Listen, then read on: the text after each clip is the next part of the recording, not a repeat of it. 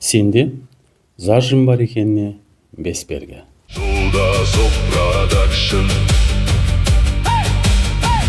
Алғашқы белгінің бірі, сен адамдардың көзіне тіке қарай алмайсың.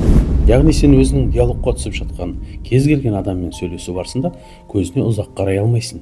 Тіпті кейде көбінесе көзіңді басқа жаққа бұрып, төмен қарап тұруға тырысасың. Бұл сенің бойындағы зажимның барына дәлел ретінде бірінші белгі.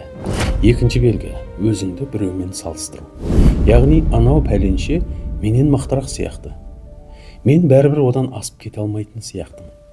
Ол сондай керемет ойнайды, сондай керемет күледі, сондай керемет киінеді. Маған бәрібір жараспайтын сияқты ол нәрсе.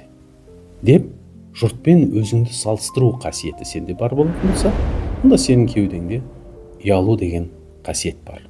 Оны зажим дейді. Номер 3. Ойыңды толық жеткізе алмайсың.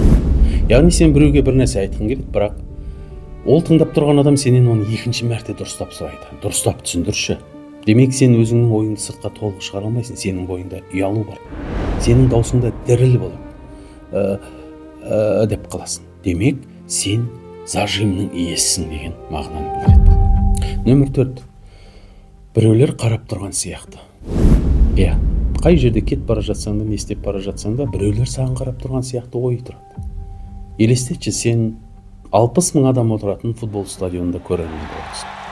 Сен қаттырақ айқайлап, алға деп айқайлайын десең, 59.999 адам саған қарап тұрған сияқты сезіп болады.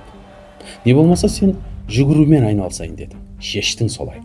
Паркке, дендро паркке бардың, сосын спорттық киім киіп жүгірейін десең, барлық парктың адамдары бүкіл жұмысын тастап, саған қарап тұрған сияқты. Сен тіпті өзіңнің бөлмеңді есігінен ішінен құлтап, өзіңмен өзің бір нәрселерді жасаған келеді. Бірақ ол жерде де біреу қарап тұрған сияқты.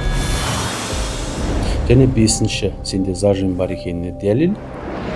Бұл сен өзіңнің бір жеріңнен ұяласың. Мысалға, қатты күлуге ұяласың, сенің күлкің онша емес. Мысалға, сен сөйлеуге ұяласың, өйткені сен кішкене сақаусың. Мысалы, сен сахнаға шығуға ұяласың, өйткені сен бойың тым кішкентай.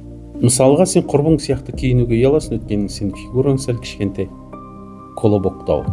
Есіңде болсын, егер сен өзің түріңнің, тұла бойыңның бір жеріне риза болмасаң, демек сенде зажим бар деген сөз. Егерде тым болмағанда осы 5 зажим сенің бойыңда бар болатын болса, онда Құдай қаласа құттықтаймын, сенен өнер адамы шықпайды. Soldazo Production.